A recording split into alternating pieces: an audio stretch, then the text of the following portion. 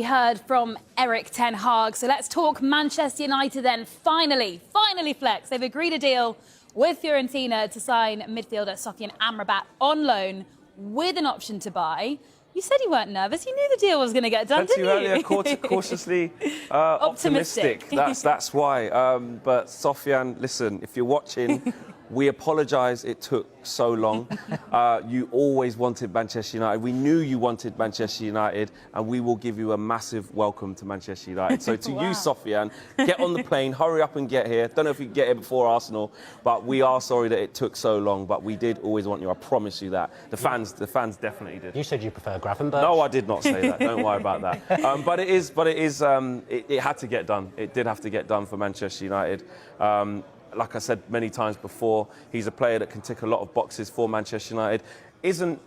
Although we're excited, he isn't going to fix everything. It's still a work in progress with Erik ten Hag, but clearly a player that Erik ten Hag wanted from the beginning of the window, and finally getting it over the line, considering Manchester United have let Fred go. His reluctance to kind of look towards Scott McTominay shows you everything you need to know about what Erik ten Hag thinks about the midfield, and finally getting him in. With the injuries to Luke Shaw and Tyrell Malacia as well, we heard Erik ten Hag say it there. He said it was an emergency situation. So brought Sergio Reguilón in.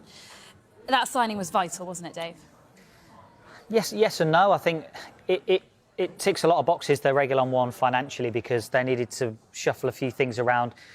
Cucurella was the #1 candidate for Manchester United, and then when that became a little bit too expensive for them, and Cucurella ended up playing in the League Cup, then that kind of shifted the focus for Manchester United towards Reguilón.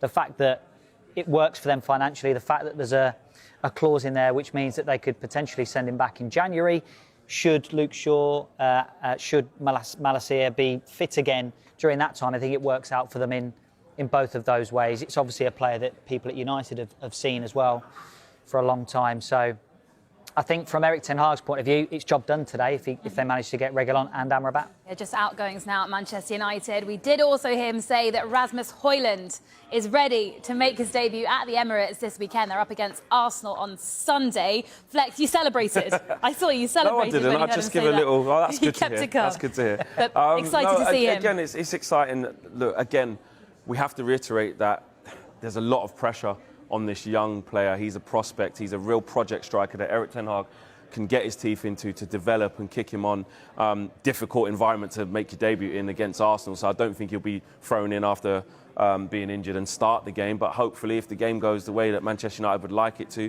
he can maybe come off the bench, get some valuable minutes. He has been named in the Danish national squad as well, and that can raise eyebrows. But actually, I think it's a good thing if you can go there, get half an hour, maybe play another game or so, then come back after the international break, probably ready to start. So positive news that he is fit and ready to go.